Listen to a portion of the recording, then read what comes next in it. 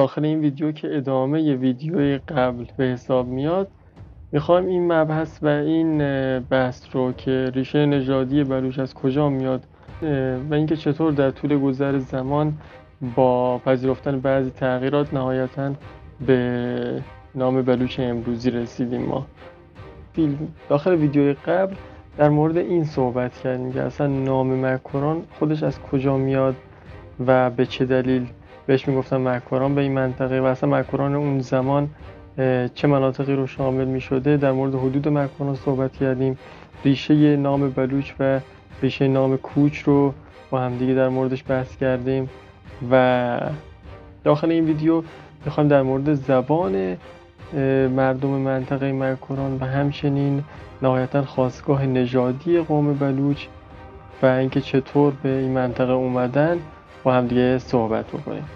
اگه کسی ویدیو قبل رو مشاهده نکرده توصیه میکنم قبل از اینکه ادامه این ویدیو رو ببینه یه سر به ویدیو قبلی بزنه، چرا که ما اونجا چیزهایی رو گفتیم که اینجا دوباره تکرار نمی کنیم و یه جورایی ممکنه که گیج بشیم.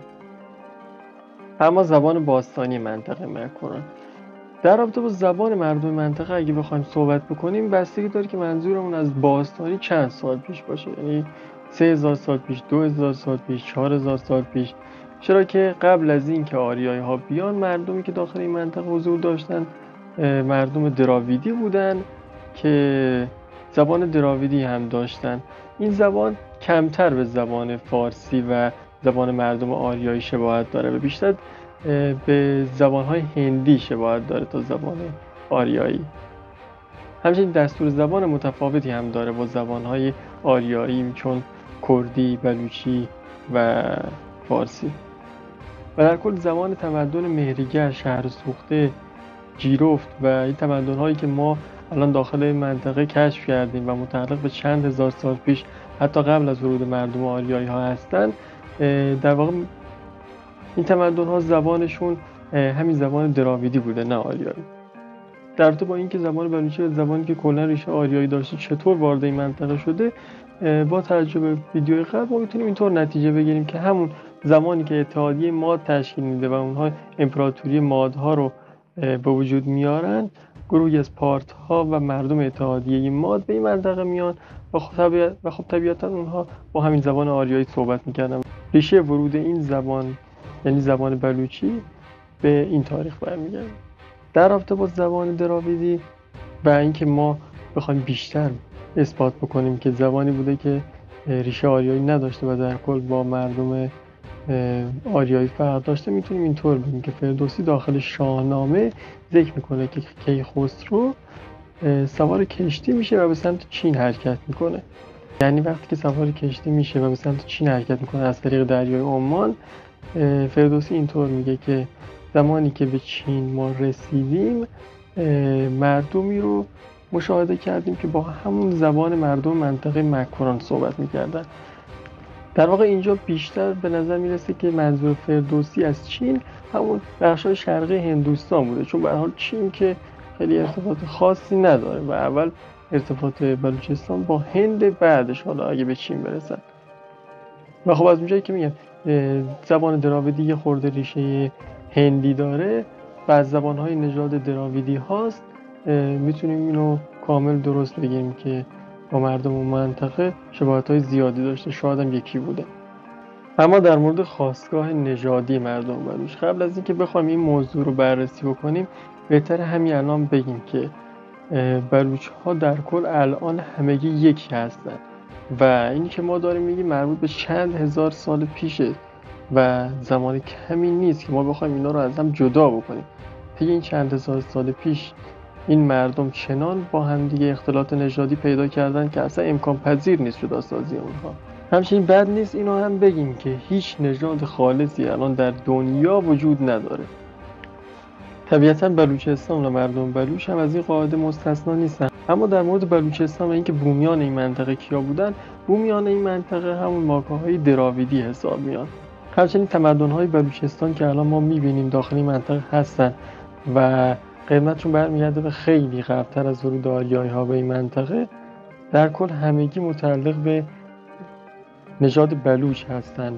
همچنین قبایل و ساکنان زیادی داشته این منطقه که حالا این قبایلش از چند هزار سال قبلتر از اینکه آریایی ها بیان شروع شدن و حتی بعد از ورود آریایی ها هم قبایل زیادی در کنار مردم غیر آریایی زندگی میکردن.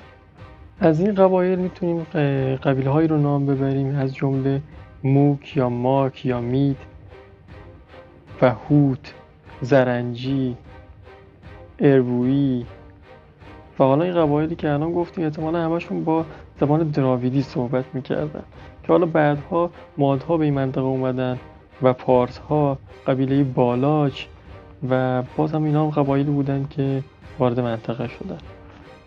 و این ورود به منطقه‌ای که در کل ما میگیم منظور 100 سال و 200 سال پیش نیست، منظور 3000 سال پیشه. اما ورود مادها به مکران اینطور گفته میشه که مادها قبیله‌ای بودن در شمال رشته کوههای زاگرس حوالی دریاچه ارومیه و بین محدوده اصفهان و همدان امروزی تا حوزه دریای کاسپین ساکن بودن. همچنین داخل استان‌های فعلی از جمله آذربایجان و کردستان و اینا. همه ما میدونیم که مادها در طی تاریخ مشخصی علیه سومری‌ها قدرت میگیرن و یک اتحادیه و یک امپراتوری رو تشکیل میدن که تا مدتی بر قسمت‌های مختلفی از ایران باستان حکومت میکردن. مادها یه سنت حکومتی داشتن که از قبیله‌های مختلف تشکیل میشدن و معمولا هر وقت هر جایی رو به تصرف در می آوردن بخشی از این قبیله‌های ماد به اون سرزمین‌ها میرفتن تا حافظ منافع مادها باشن. در طی این تاریخ هم مادها همین کار رو میکنن و بخشی از قوم ماد به منطقه مکران میان. در واقع شباهت زبانی که بین زبان بلوچی، گیلکی و کردی وجود داره از همینجا میاد که همینجا بد نیست بگیم که بیشترین شباهت زبانی رو زبان بلوچی با زبان کردی داره طبق تحقیقاتی که شده.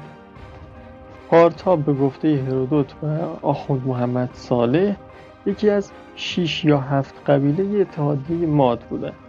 در واقع در اون زمان ما یه اتحادیه ماد داشتیم، یه پارس و این دو گروه از آریایی ها وجود داشتن.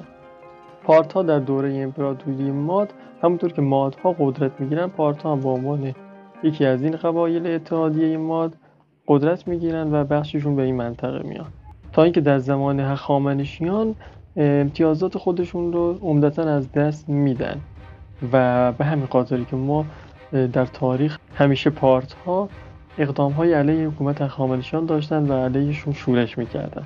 قطعا بعدها در تاریخ این موضوع دیده میشه که پارت‌ها سلسله بزرگ اشکانیان رو تأسیس میکنن. در رابطه با محل سکونت و محل زندگی هر کدوم از این قبایل میتونیم بگیم که جغرافیای پارت‌ها در واقع جغرافیای نزدیک مادها بوده، یعنی اصفهان کنونی تا خراسان و به عنوان مادهای دوردست هم خطاب میشدن پارت‌های اون زمان. اما بعدها در دوره هخامنشیان اسمشون در مناطق مختلف دیده میشه. اسنادی که مالیات دهندگان رو مشخص کرده پارت‌ها رو در مناطق مختلفی ذکر میکنه و این نشون میده که شاید در طی اون زمان حکومت مادها مهاجرت‌های زیادی داشتن پارت‌ها.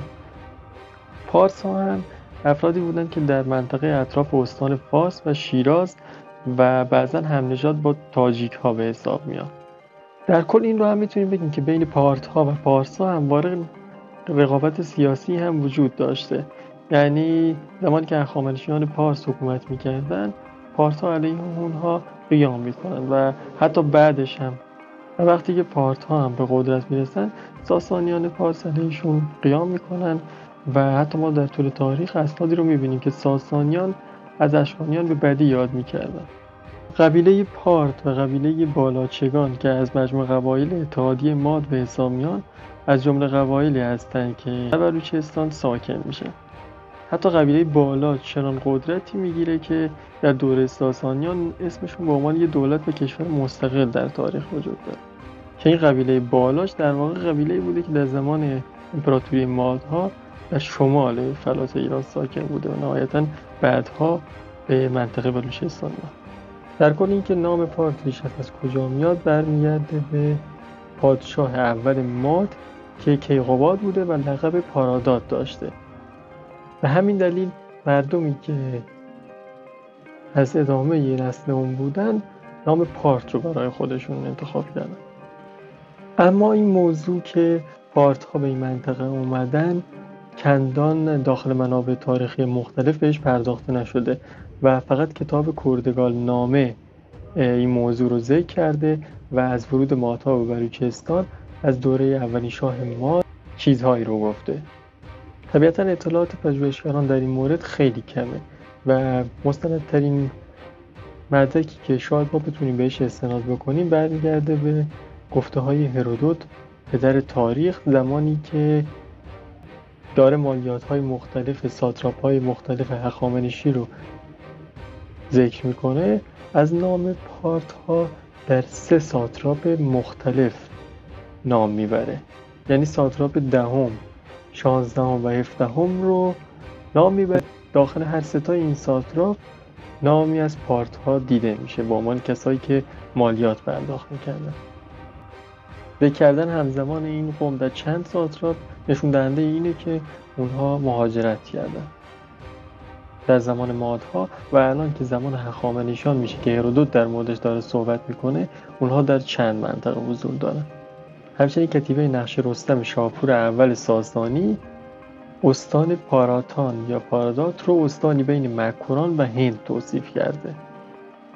همچنین نویسنده کتاب موقعیت پادشاهی پاراتان این موضوع رو ذکر میکنه که بلوچ ها و پاراتان ها که بین مکران و هند ساکن بودن حکومتی مستقل از ساسانیان داشتن و خودشون سکه زر میکردن.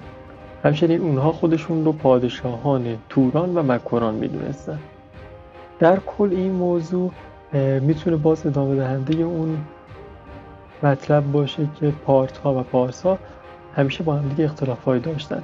حالا که ساسانیان پارس بعد از اشکانیان به حکومت رسیدن، میتونیم اینطور نتیجه بگیریم که بخشی از پارت ها که میتونستن به این منطقه اومدن و حکومتی رو تشکیل دادن جدایی از حکومت ساسانیان.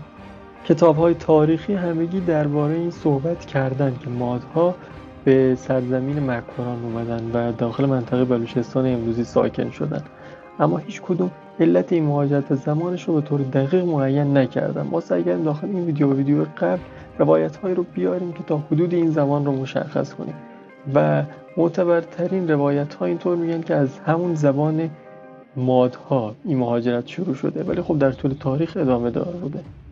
اما مهاجرت دیگه‌ای که به منطقه بلوچستان و مکران صورت گرفته مهاجرت سکاهاست.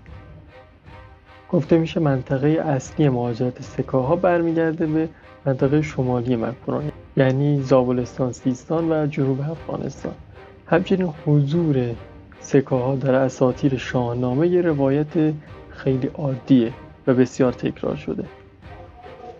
اونطور که از تاریخ مشخص میشه اینطور برمیاد که در سال 130 قبل از میلاد و در عهد اشکانیان گروهی از طوایف سکایی در منطقه به نام زرنگ یا زرنج مستقر میشن و حکومت اون ناحیه رو به دست میگیرن. از همین زمانه که زرنگ به خاطر نام سکاها به نام سیستان، سکستان، سجستان تغییر میکنه.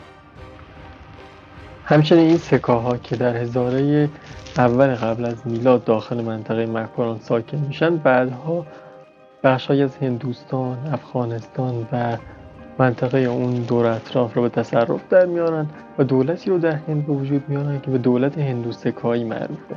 از جمله شخصیت هایی که به سکاها رد میدن رستمه که گفته میشه از نسل سکایی بوده که بارها داخل خود شاهنامه فردوسی هم این موضوع عنوان شده.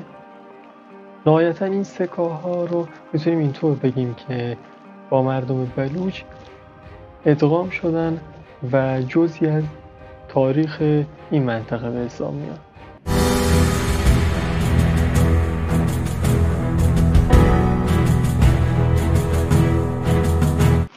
همچنین در مورد نام توران اینطور گفته میشه که این نام از کلمه ایرانی تورا به معنای دشمن اومده و معنی سرزمینی غیر ایرانیه.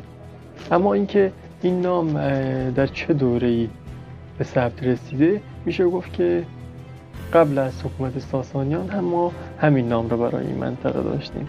که منطقه توران در واقع جورایی منطقه شرقی بلوچستان حساب میشه. الان داخل شاهنامه فردوسی خیلی از این منطقه بد گفته شده و به عنوان دشمن ایران تلقی شده.